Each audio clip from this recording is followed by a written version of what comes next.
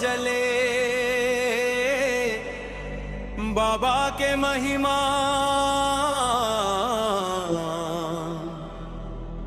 दुनिया गावे। बोल बम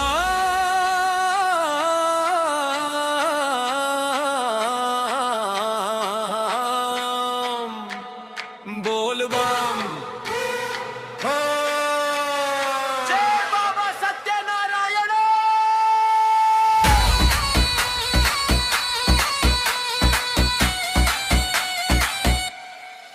कोसम नारा धाम मन शांति बरसे रे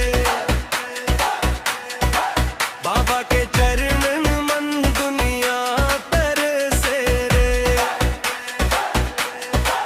ना मोह माया ना कोई अभिमान चेहरा मन दिखते भगवान के पहचाना। दूर दूर ले जमतावे मन के बुखड़ा सब भूल जावे। आशीष के छाव में बाबा हर मन के चैन पावे। जय हो बाबा सत्यनारायण। रायगढ़ वाले तपस्वी महान कुमीर में ध्यान लगाए भक्त मन के बात बाबा। बोल बम बोल बम बोल बम। जय बाबा बम।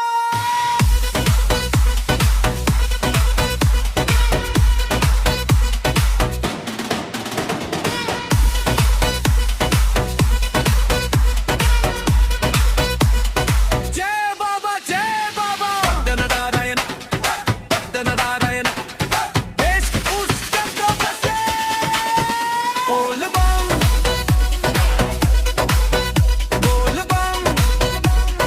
जय बाबा बम। दिन हो चाहे अंधियारी रात बाबा के नाम ले मिटते घाट। माथे तिलक औचर वसन देखत मिलते मन लाचन।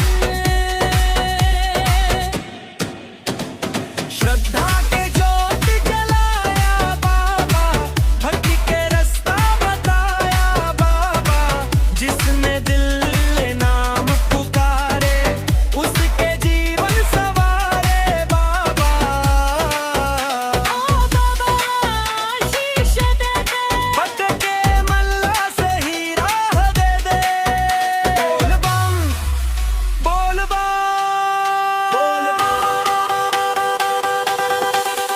तेरे धाम में सुख मिलते तेरे नाम में शांति रे।